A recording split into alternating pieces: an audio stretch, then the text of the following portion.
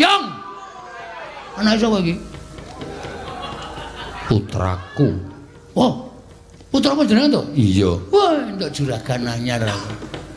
Kok mung ditempleke tok ora dimiki. Yong. Ngapain kowe iki? Ora ana apa-apa kok. Ono kawan cangkeme elek. Ngopo mlayu-mlayu? Matur Ndara Janaka. Ya Bagong eneng ngopo? Wonten Alendra muda gagah pideksa. Gagah cendhik pideksa. Surak mawurahan manengker gumuluk naminipun Prabu Jaya Murcita.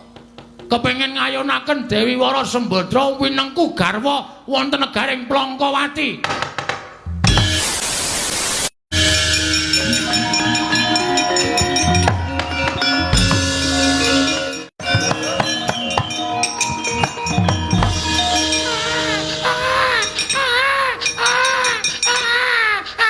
Meneng-meneng cup cup cup cup cup cup cup.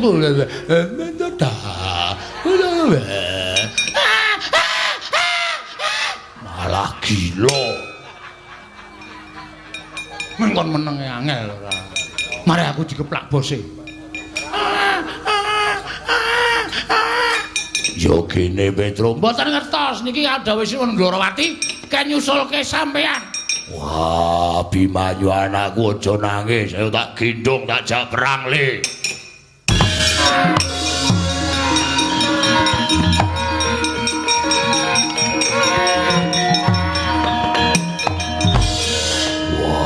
Jelamrong wonten dawuh bareng bojomu tak sirami kaya ana kekuwataning kadewatan dadi srana lek ing jabang bayi. Aduh anakku nggih, anakku cah bagus. Arjuna pun ngakang melu mangayu bagya. Dalah. Malah wis lair pun nang jabang bayi Sembadra. Iya Kakang. Wah dalah. Petro. Wah. Iki ngopo iki ora? Ana wong tengok-tengok loro ora nek dikeplaki sak penake dhewe. Anake Sembadra wis lair Petro. Iya. Ngono kok geger ora? Kok kowe nyumbang? Waduh.